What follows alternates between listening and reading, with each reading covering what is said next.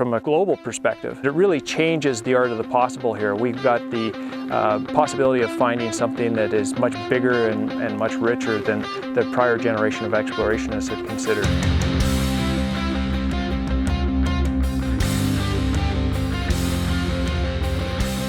Well, you'll notice that we drove up here on a nice network of roads. Now those roads are from the prior exploration that happened back in the 1970s, a little bit into the 80s, and the roads are still in excellent shape.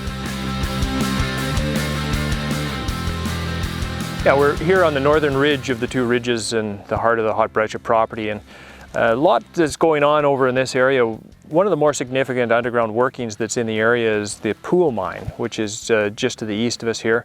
And we've also got another Pool mine that is just downslope from us. So a lot of historic workings. Again, looking back at that 1925 annual report from over 100 years ago, we actually see that those mines were well developed at that time. So these are really old workings. And just taking a little bit of a more regional view of things, you can see in the background the Christmas mine, just the upper part of the Christmas mine behind us. So the Christmas property and Hot Breccia are adjacent to one another. And that was a significant producer of copper. Started production before World War I. Ended production in 1982, and over that time produced about 25 million tons of 1.5% copper. So high grade, moderate tonnage.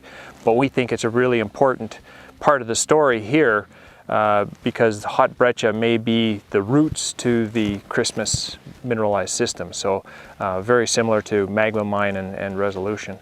If we look a little bit further afield, 20 kilometers up the road is the significant Ray mine. It's still in production. It's been in production for many decades, and it really is a significant producer of copper, and it had some very nice high-grade copper as well. So that's a theme that we're continuing to see develop in the regional context, is we've got a lot of high-grade mineralization in this central Arizona copper belt.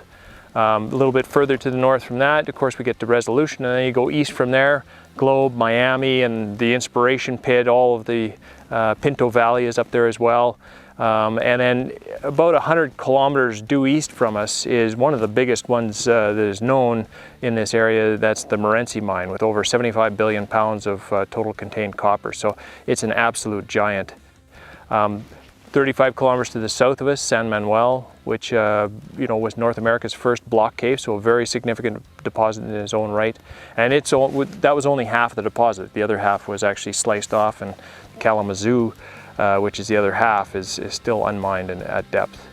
These things all tie together in this is a highly mineralized regional district, one of the most significant copper belts on the planet, and we're right at the heart of it. So that just makes the thesis for exploration here at Hot Breccia even more compelling.